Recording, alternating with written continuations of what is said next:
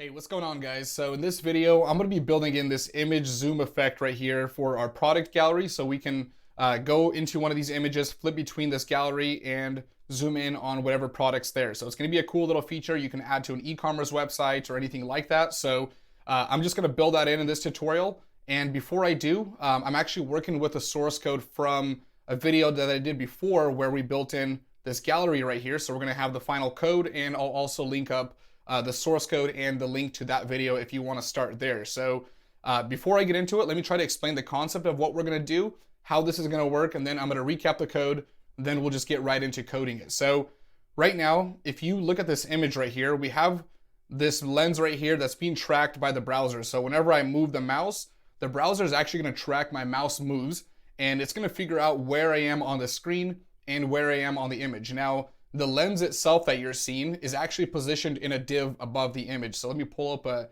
quick picture for that, try to show you a diagram. So this is what's happening. I'm going to show you the original and then the code with it. So right now we have our featured image. That's what you're seeing displayed whenever we navigate through that browser. And we have our lens right here. So we have the featured image and we have this empty div all within the container that I wrapped right here. Now what we do is we take the image that's in this picture and then we set that image as a background to whatever's in the lens right now. So the lens will take that full image, stick it in there, and then we're gonna decide the positioning depending on whenever we move around here. We're gonna take this lens right here, move it down to the top left corner, and then as a mouse hovers over it, that lens is gonna read where we are and move the position of the actual div and change the background position. So it's gonna look like we're zooming in, but really what we're doing is we're gonna zoom in on the duplicate of it and just track the mouse position. So I hope that makes a little bit of sense. I'm gonna go ahead and just get right into coding it, and maybe it'll make more sense as I build it. So this is a new concept for me, I just learned it. So if you do have a better way of doing this, the code here works. It's something that I'm actually using, but if you have a better way, let me know. I'm always open to ideas and even making another video on this if I learn something new. So go ahead, let me know. I'm always open to criticism or just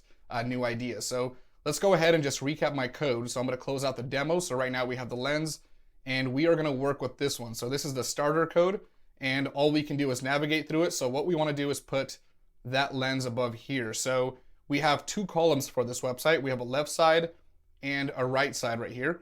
So in my source code, this is all I have right now. So it's a pretty simple website. It's just HTML, CSS, and JavaScript. We have a folder for images, which you're gonna have from the GitHub repository, an index.html. This is what we're gonna be working within, and a slider.js along with a style sheet. So we're not gonna focus on that slider. And within my index.html file, we just have some bootstrap and we have a wrapper for all of our content. Now, within our content wrapper, we have two columns. So we're gonna ignore the right side column. We don't need to do anything here. We're gonna work within this column, but we don't need to work with the slider wrapper. So I'm gonna move that down, minimize that, and we are gonna start working with this image right here. So the first thing we're gonna do is we wanna create a wrapper in a container for it. So it'll make more sense once you actually see what happens, but for now we just need to wrap it. And let's go ahead and fix that indentation. And I'm gonna give it the ID of image container. So I actually set the two IDs that we need here. So img-container, and we're gonna set that right here. Then we'll actually add the styling. So we create a container around that original image. Now, above the image, inside the container, what I need to do is create a lens. So it's gonna be an empty div with nothing inside of it. And that's gonna have the ID of lens. So that's all we're doing. We just created the lens above the image. And really quick, I just want to add some styling to the lens and the image itself. So for the image container, I'm actually going to set the width to whatever the size of my featured image is.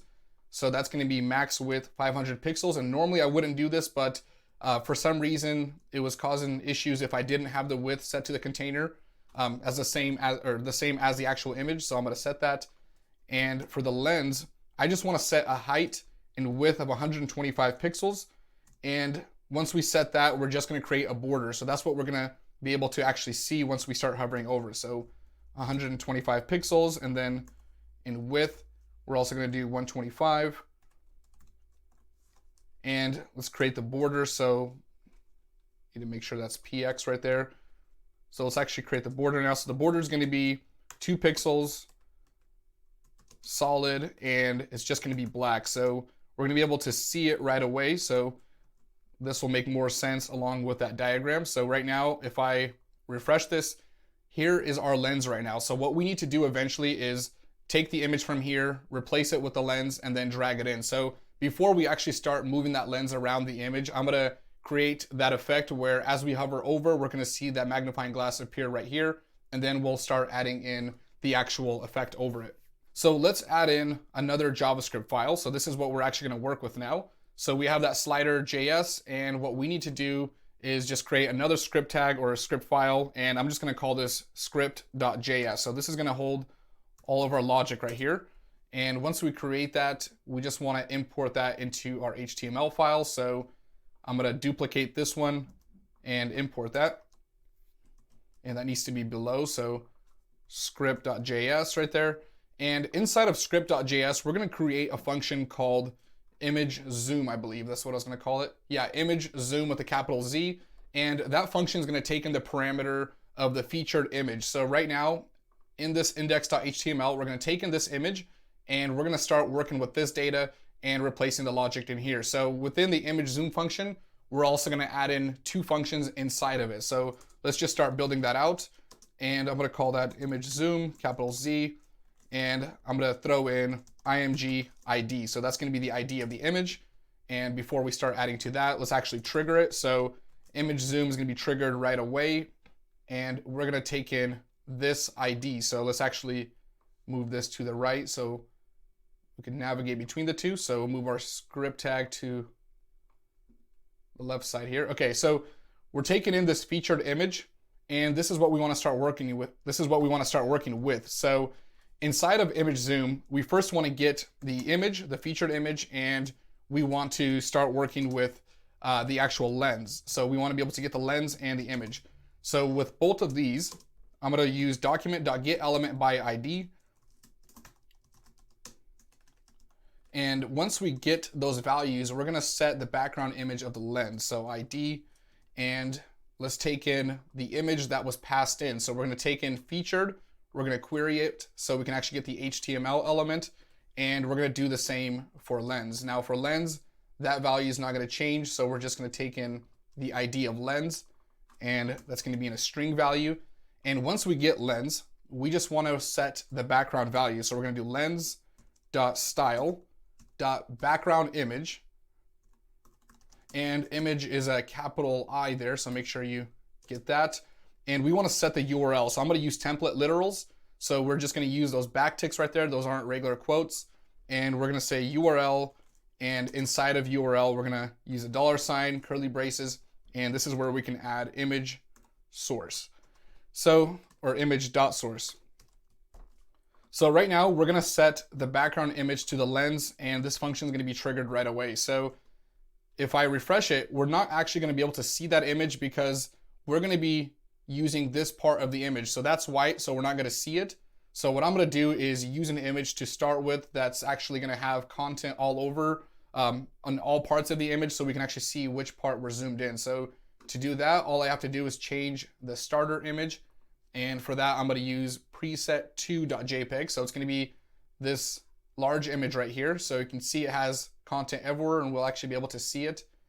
So we're going to use preset2.jpg, and this value is going to be set to the background of the lens. So let's go ahead and just refresh that and we should see it. So here we go, we have a new featured image, and if you look at this area, it looks like the top left corner of the image. So we set the background, and now we're actually taking this picture and moving it up to here. So let's set some sizing here so we know how much we want to zoom in, set some ratios and actual positioning of this background image. So let's go back to my script.js file and add a few more things here. So just underneath our lens where we set the background image, I'm going to create a variable, and this variable is just going to be called ratio. So the ratio here, if we set this to 1, whenever we start setting the actual background image size, 1 will just mean we're going to get the original size. 2 will mean we're going to duplicate it, so by 200%, and the value I'm actually going to use is 3 for 300%. So that's the ratio I want to start with. You can change this value and zoom in more or less if you want, but that's where we set that. And once we set the ratio, we're going to set lens.style.background size. So I'm just going to actually paste in the value here. So style.background size. So capital S, kind of like what we did with image. And for the size, we need to add in a height and width to it. So this is just a CSS property that we're manipulating. So we're just going to, in parentheses, we're going to say image.width. So we're going to take the original size of our image that we passed in. So the original featured image, and we want to multiply that by the ratio. So we're going to multiply that by the ratio, and then we're going to do plus px. So we want to set the pixels, and that's going to be a string. Now make sure you add some space right here. And once we do that, we need to set the height to that. So we're going to use this same value, except for we want to set the height of the actual image itself. So we're going to throw that in here, and we're going to say image height. So image height, and then that's also going to multiply by the ratio, and we want to add in pixels. Now for this one, we don't need that extra space, so we're just going to remove that. And once we set that, let's actually take a look at our image, and I'm going to zoom out just a little bit so we can see that full thing and take a look at what we have. So right now, if I refresh it, it's going to look a little bit different. So right now you can see that we're zooming in. So there's the first picture in that background, and I'm going to try to zoom in, and the second picture. So that starts right about here and ends right here. So if I zoom back out, let's go to the normal size. And if we change the ratio, so I want to explain what's going on here. If we set the ratio to 1, remember, we're going to set the background image to the original size. So now if I refresh that, it looks like just a duplicate of this section. So that's what's happening whenever we set that. We're zooming in further and further into this image. So let me just set that back and move on to the next step. So once we have this taken care of, we need to build in 2 more functions within my imageZoom function. So still within this opening and closing curly braces, we need to create a function for our moveLens. So whenever our lens moves, we need to track this behavior, set an event handler for that mouse tracking, and then we need to actually trigger something. So moveLens will take care of what happens whenever that behavior occurs. So within moveLens, or just after moveLens, we want to create another function, and this function I'm going to call getCursor. So remember, L is capitalized right there, and for this we're going to say getCursor. Make sure I spelt that right. And all getCursor is going to do is get the position of wherever our mouse is on the exact or the actual browser and over the image itself. So getCursor is actually going to be triggered within moveLens. So let's go ahead and just set a return value, and we'll add in the logic to both of these functions. So getCursor is just going to return the X and Y positions to wherever the mouse is. So we're going to set the X and Y coordinates, and we need to set these variables. So we're going to say Y is equal to, let's use let here. So Y is going to be equal to 0 to start, and actually need to set Y and X. So we're going to set these values to 0 when we start, and we're just going to return them. Now within moveLens, we want to return these values. So we're going to take getCursor, and I'm going to create a variable within moveLens, and I'm going to call this position. So just POS, and that's going to be the return value of getCursor. So we're just going to return the X and Y coordinates, which will actually set those calculations in a minute here. So once we return those values, I want to be able to add some event handlers that trigger this function. So let's go ahead and actually console.log, and we want to console out this position right here. So for now, the positions are going to be static, so it's just always going to return the X and Y of 0, but we want to make sure that it's working, and then we'll add in the logic to it. So we're going to console that out. And in order to trigger moveLens, remember, we're still within imageZoom. In here, what we need to do is we need to add in some event handlers. So for this, we first want to add an event handler to the image itself. So whenever we hover over this image, we want to trigger this event. So we're going to say image.addEventListener. And the listener we're going to look for or listen for is going to be mouse move. So whenever the mouse moves, we want to trigger moveLens. So we want to trigger this function whenever a mouse is moved over the image itself. Now we want to use this one more time, and we want to trigger this function also whenever we move over the lens. So remember that once we start moving here, we're technically going to be moving over the lens in itself because the mouse is going to be here. So we need to also trigger that same function on both of these just to make sure that it triggers on the start and when we move the lens around. And the last thing we want to listen for the image itself is for whenever we're on a phone. So whenever we pull up our phone and we touch the screen, we want to be able to move that lens. So we want to listen for mouse touches. So for that, it's going to be touch move, and that's going to make it mobile responsive, not mobile responsive, but mobile ready. So touch move, I want to make sure I spelt that right. So we have our 3 event handlers, we're triggering that, and let's just refresh that and make sure that it's actually working. So if I go to my console, so as I move over this image, you'll notice that we're consoling out POS right here. So those are the X and Y coordinates. So we just triggered this function, and now we're responding to all of these moves. So for these functions, I'm going to paste in some logic, not some logic, but some instructions on what these functions need to hold and definition. So I'm going to paste in the definition to moveLens and the same for getCursor. Okay, so we're going to start with getCursor, and I wrote in the instructions, so this is something that I pre-wrote. I'll go over moveLens in a second, but essentially this function, it just gets the position of the mouse within the DOM and the bounds of the actual image, and we need to know where it's at. So the instructions go a little bit like this. We're first going to set the value of E to listen to window events. So it's going to listen to what's going on, and we're going to pull some values out of E, and then we're going to get the bounds of the image. So we want to know where the image is in the coordinates to the top and left position. And once we do that, we're going to set the value of X and Y and return those values. So let's just go ahead and start writing those in. And just underneath my instructions, and I'll actually leave this in the source code, we're going to set the value of E. So E is going to be window.event.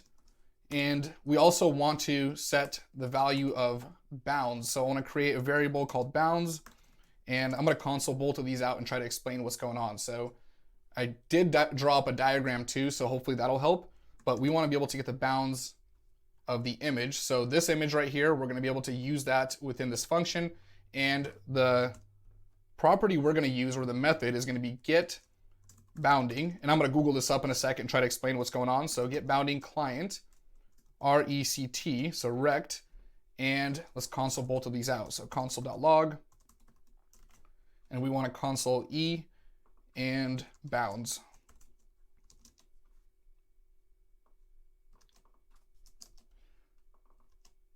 Okay, so let me go to the console and make sure we can actually see these. So what I'm going to do is actually hide POS here. So we don't want to see that. It's going to clutter our console. So let's save that and open this up. Okay, so now whenever we hover over this image itself, or the lens, or the image itself right here, we're going to notice that we're going to be consoling out, or we're constantly consoling out on every move right here. So if we take a look at E, we're going to be working with these positions right here. So I believe it's client X and client Y that we're going to work with. And actually, I think it's going to be page X and page Y. And these values are just telling us the position of, let's see, that's E. So it's telling us the position of the mouse. So if we look at it as we move down, and I open up one of these, the position of the mouse is actually going to change on each move right here. So let's open up E and not bounds and look back at the position. So page X and page Y should constantly change. And if we look at bounds, it's kind of similar to the E event. So we're getting the position of the image and where it's at. So let me pull up a diagram and throw in the definitions here. So I'm going to do my best to explain it. This is something that I just read up on, so I did draw up a quick diagram, and I'll do my best here, so I hope it makes sense. Okay, so get bounding element client, or get bounding client rect.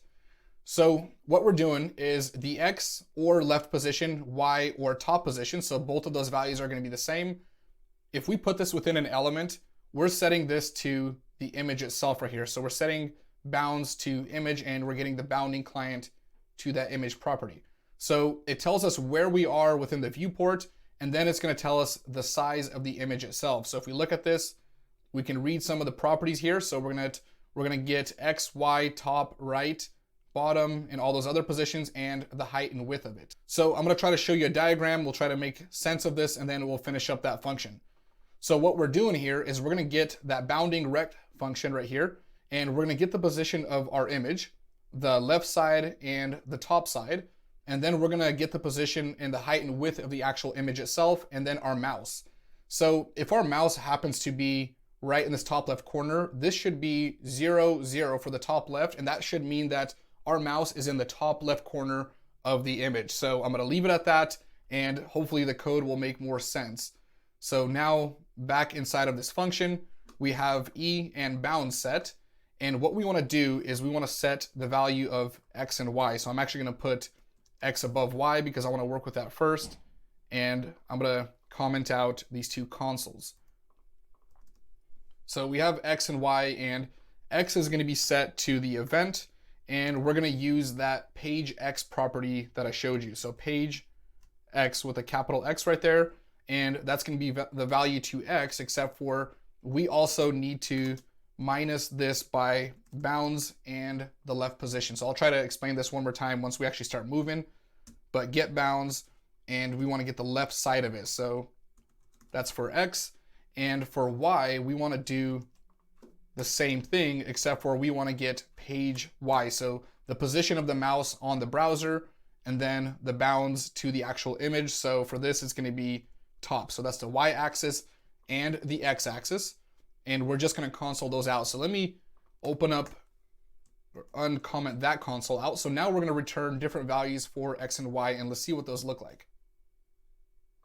So now if I go back to my image here, and as we hover over, so X and Y, if we go to that top left corner, you'll notice that the number gets smaller and smaller. So let me try to hop out of here.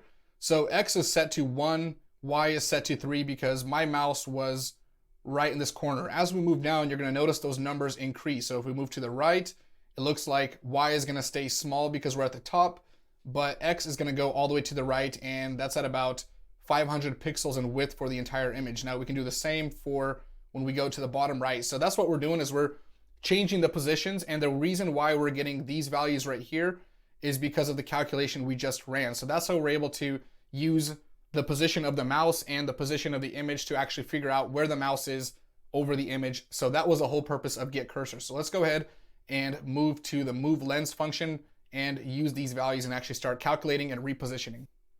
So for the getCursor function, the function sets the position of the lens over the image itself and also changes the background position of the lens. So what we're gonna do is reposition this box right here. So we're gonna change where this is over this section, and we're gonna change the background image right here. So when we hover over the face, we want the face to appear right here, and as we go through the image, constantly change that value. So we're gonna do that by first getting the cursor position. So we just did that. That's step 1 right here. So let's actually just add that into the comment.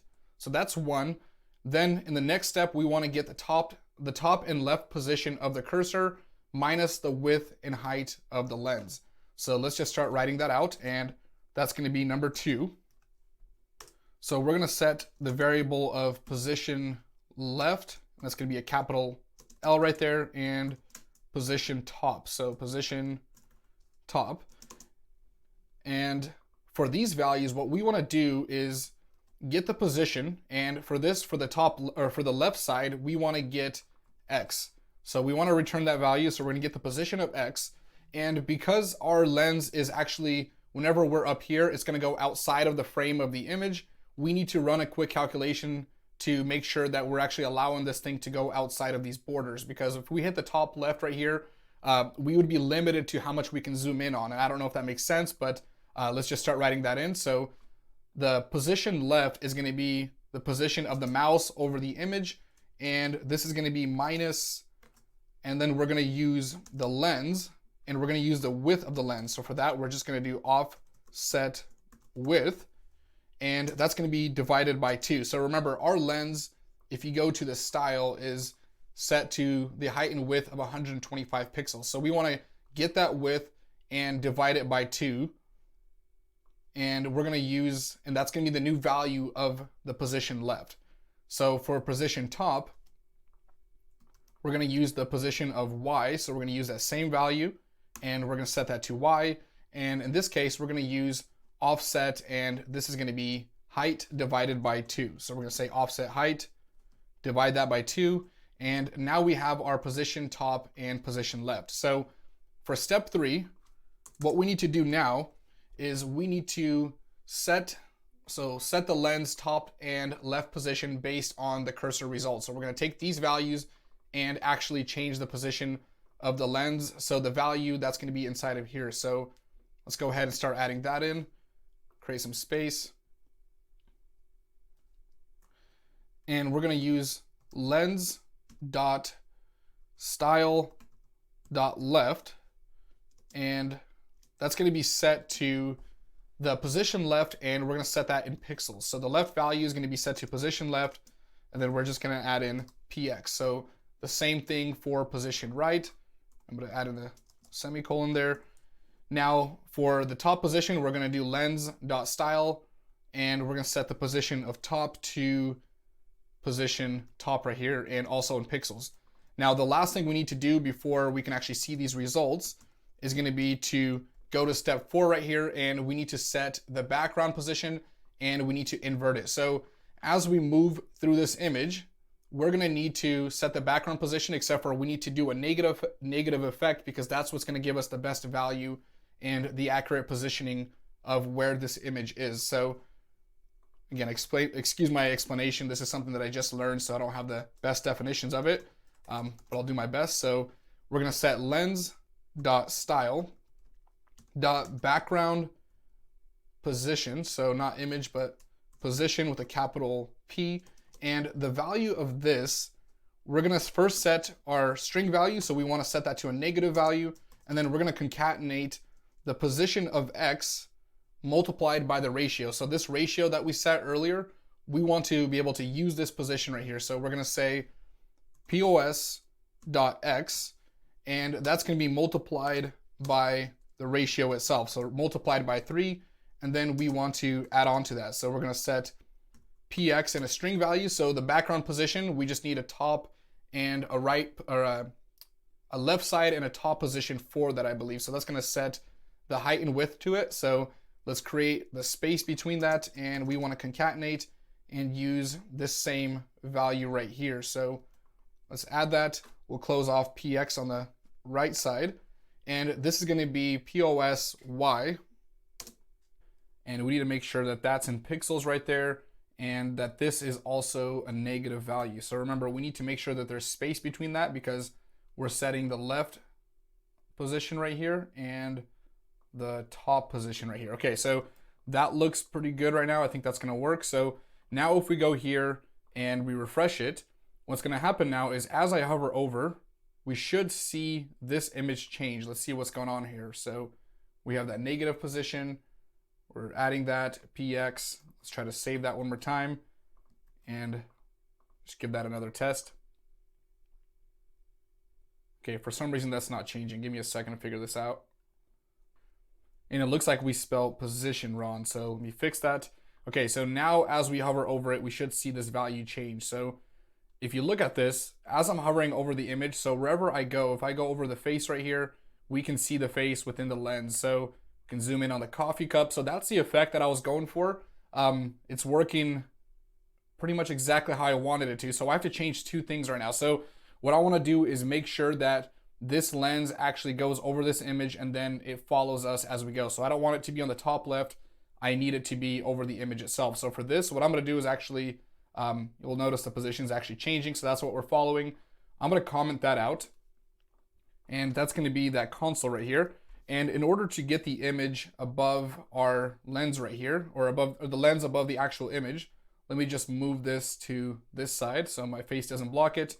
And for the lens itself, we need to, actually for the container, we first need to set the Z index. So we always want to make sure that the container is behind the lens. So we're going to set that to 1, and we're going to set the container, or the Z index, to the lens to 2. So that means that it's always going to be layered on top of it, just in case that just so it never accidentally falls back. So we're going to save those 2 values, and we're going to set the position to relative for the container. So position is going to be relative. So I'm gonna set that, and the position for the lens, we want that to be an absolute position. So this is kind of like a fixed position, except for absolute is gonna be kind of like a fixed position within its parent position. So if you don't understand that, just look this up in CSS, but we set those values and now we should see it move with our mouse. Okay, so the starting position's on the top left, and now we can hover over and actually zoom in and it looks a little bit better. So there's a few more things that we need to do here. One is I want to remove that cursor, so I want to make sure that you don't see my mouse over the lens itself. And then I want to set the bounds to the actual lens. So you notice that as I go out here, the image is just gonna keep repeating, and lets us go way outside of it. So we should be able to stop it as we go outside of the image. So that's going to be in CSS to start. So for that, we're just going to set the position or the cursor for the lens, and we're going to set cursor to none. So we're going to hide the cursor, and we also want to make sure that the background doesn't repeat. So we're going to say background-repeat, and that's going to be set to repeat none or no-repeat. So now if I refresh it, we shouldn't see it continuing to repeat there. So it still moves outside of it, but at least the image is not repeating now. So now what we want to do is actually add the bounds. So we're done with CSS here. We did everything that we need for the lens and for that container, and we need to add bounds in. So that's step number 5 inside of moveLens. So we're going to set the bounds. So what we need to do is we need to set the bounds to the top position, to the left position, right, and bottom. So if the lens happens to go outside of this position, what we want to do is we want to stop it and set it back here. So we want to limit it inside of here and also to the top. So it shouldn't be able to go further than that. But when we go to the right side, it should be allowed to hover over about 1/3 more than the actual image itself. And that's because once we start going outside of it, we need to still be able to see parts of the image. So you'll notice that this image right here, the one, the red picture, I don't know if you can see that. I'll try to zoom in. So you'll notice that in order to hover over it, and I think it's acting funny because of the bounds, in order to hover over it, we need to go outside to the right a little bit. So let's actually set that. So the top and left positions are going to be easy. So I'm actually going to put those in just underneath step 2. So that's going to be step number 5 here.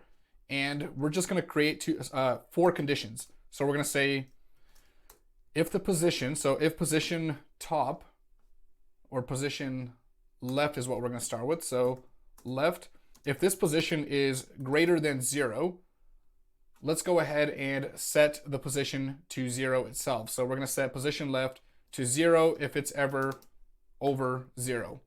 So what that means is the top left corner is going to be 0 right here. So 0 to the left and 0 to the right. Now let's try to refresh that, see if it limits us. Okay, so once the position is greater than 0 or less than 0, so let's actually change that, we want to stop it. So let's refresh that. Okay, so now I'm being stopped. I can't move further to the left right now, but I can still move outside of the top position. So we're going to repeat that. And this is going to be if position top is greater than 0 or less than 0. I need to slow down a little bit as I talk. So we're going to change this to top. So we want to do the same for these two. So these are the easier ones right here. So just stopping the top and left position, that's going to be simple.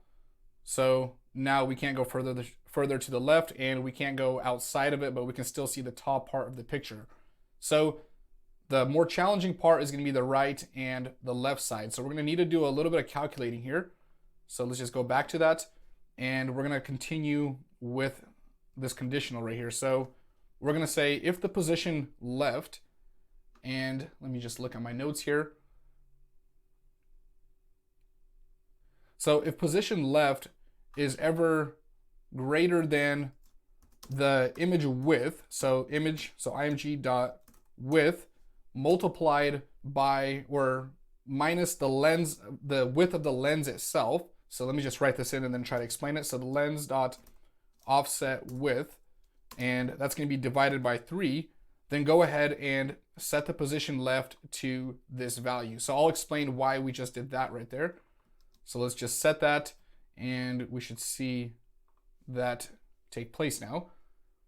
So what we want to do is we want to get the width of our image, and we want to say that whenever our lens, so the position left, is greater than the image, we want to stop it, but we also want to let it go over by 1/3. So that's why we did the divided by 3. I can change that value, but that looks like enough space to actually let us work with it. So we just stop it, and we're going to do the same for the bottom position and see if it fixes that little issue for us. Okay, so we're going to duplicate that. So we have top or left, top, right, and we're going to do top right here. So this is just going to be changed to image height now. And we're going to do lens offset height. So technically it doesn't matter because the height and width are the same, but if you ever have a different position for that, we should be able to adjust that. So now let me try that one more time and let's see how things go. So as we move around, I'm going to fix what's going on right here. For some reason the mouse keeps doing that, but now we are limited, so we can't go below this value right now. So let me fix this mouse issue, and then we're going to top it off with allowing us to switch between these pictures. So right now you notice that as I switch through these images, we need to re-trigger that image zoom function, so the image that we're hovering over is the correct image, not that original starter image. So let's go ahead and fix that. Okay, so I just had the image paused for a couple of minutes, and I fixed the issue of that hover effect where the mouse and the lens were actually moving away from it. So I just had to adjust Y and X, and I had to set these values and run a calculation with window.page offset. So page offset, I just had it open, essentially just controls the scroll of the actual window itself, and it looks like our reading was starting to get messed up once we started going too far down, and it just distorted that. So I just went ahead and uncommented that. So go ahead and set the X and Y value to X minus window.page offset. Sorry that I can't give the best explanation to it, but this should complete your getCursor function. So now if we go ahead and just open that up, if I refresh it, now as we scroll around, we shouldn't see any issues. So it looks like the mouse stays with it. Now it's actually reading the scroll, and we have those bounds. So the last thing we need to do now is actually set this value again to change with the whenever the slider changes, so make it more dynamic. So for that, all I'm going to do here, just to keep this video shorter, is also paste in another value. So I'm just going to copy and paste something, and this is just a quick event handler. So document.getElementById, and we're going to set it to the value of this image container. So this image container with that lens and the featured image. So whenever the mouse goes over it for the first time, we want to trigger the image zoom function. So essentially, once we switch the image, that function will be triggered once we hover back over it. So right now, for example, if we're on this image and we change the featured image, you notice that the lens stays the same, but the next hover, and you could probably adjust this to respond to different events, maybe a mouse click for the thumbnail, but now this value changes and we can navigate between that and see a different image. So that's it for this video. Thanks for watching. I hope that makes sense. Let me know if you have a better way. Send me some code. I always love looking at it, but if I find something better, if I have better definitions and explanations, I might make something on that too, but I'll see you guys in the next video.